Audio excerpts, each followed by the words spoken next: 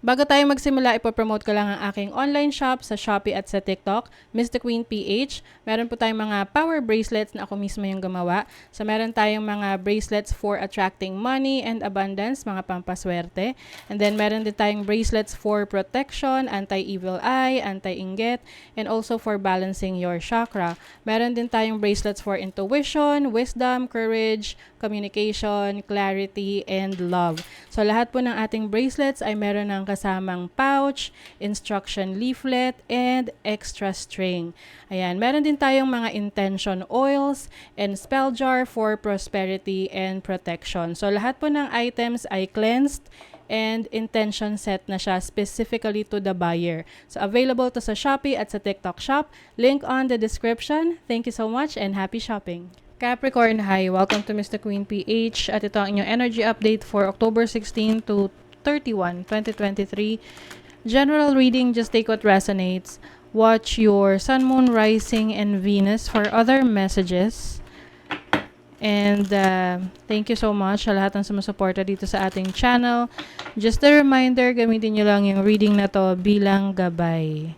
Ayan, promote ko lang yung Capricorn bracelet.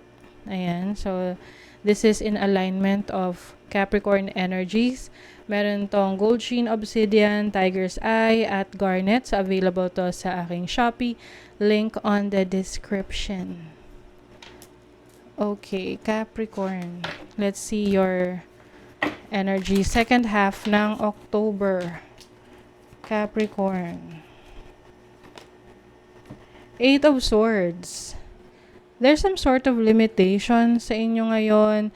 Parang may fears. Alam mo yung natatakot kayo na may mag-take ng step or gawin ng isang bagay na nasa isip ninyo.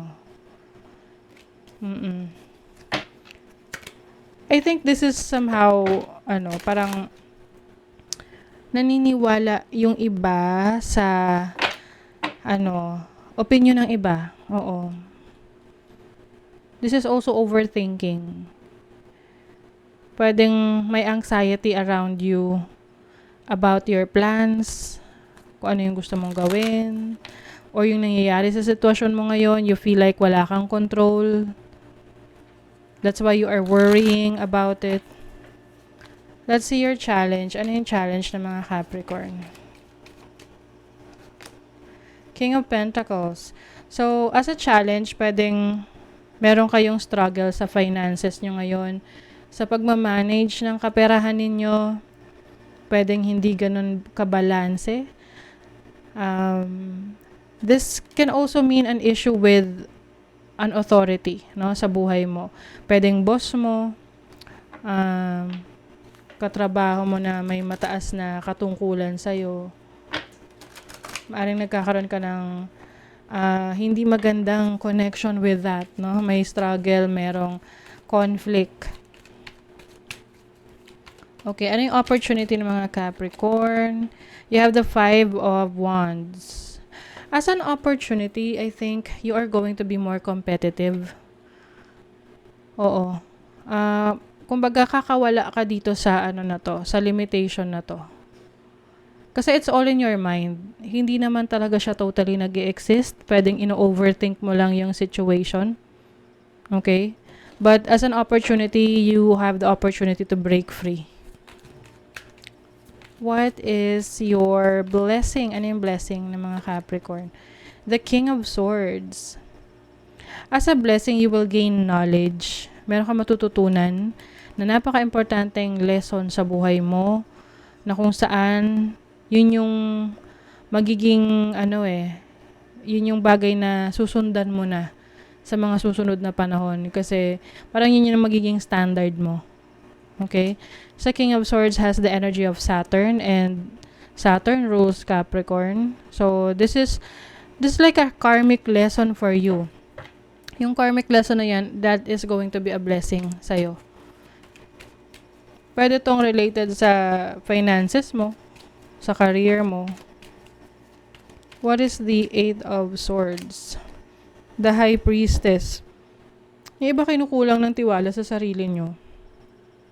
The High Priestess is your higher self, your intuition, your instinct.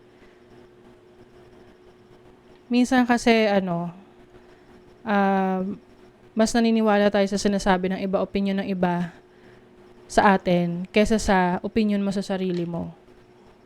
You know better, kumbaga alam mo, kilala mo yung sarili mo. What is the King of Pentacles?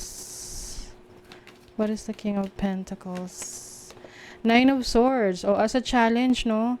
Marami kayong iniisip related sa finances ninyo.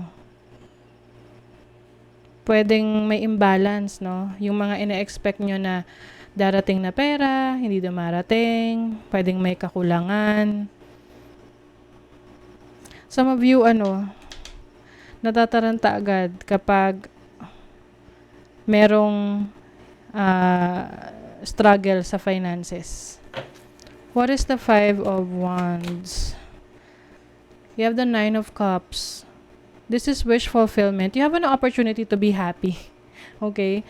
Meron kang ma-achieve na magiging source of happiness mo.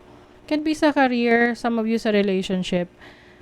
Itong second half ng 2023. So, wag na masyado mag-overthink. Okay? Iwasan nyo na yan. At mas magtiwala ka sa sarili nyong kakayanan. Laban, kumbaga. What is the King of Swords? The Queen of Cups. Yeah. This is balancing your emotions and also your logic. So, when it comes to decision making, you will trust your instinct, no? Pag nakatiwalaan mo yung intuition mo. And at the same time, magiging logical ka rin sa pagdedesisyon mo. Alam mo yun, na pag-iisipan mo rin siya. Hindi siya yung tipong, bugso lang ng damdamin. And there's a sense of maturity para sa inyo, Capricorn, in dealing with your struggles in life. So, sa kaperahan, tignan natin. Financial security. Continue to grow to maintain stability in your career and finances. So, yung iba sa inyo, meron din kayong mga multiple streams of income. So, as long as you're doing your best, you are working on your goals, you don't have to worry, okay? Determination, consistency is the key, Capricorn. Of course, there are times na you will feel nakapagod, edi magpahinga, and then laban ulit, ganun lang. Okay? In achieving your goals, you have to be consistent. Kasi yan yung magpapanalo sa'yo. Yung consistency mo. Yan yung magdadala sa'yo. Yan yung magbibigay sa'yo ng financial stability, financial security. Let's see your love life. Healing. Some of you are healing from your past relationships. You are focusing on taking care of yourself.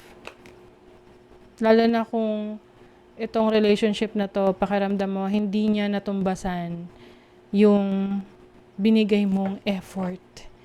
Yung binigay mong pagmamahal sa taong to. Pwede kasing one-way street lang to. Pwede rin namang it's the other way around.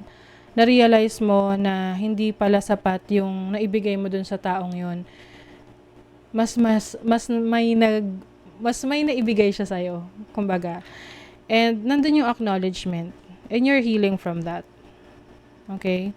You're healing from a disappointment pagdating sa relationship.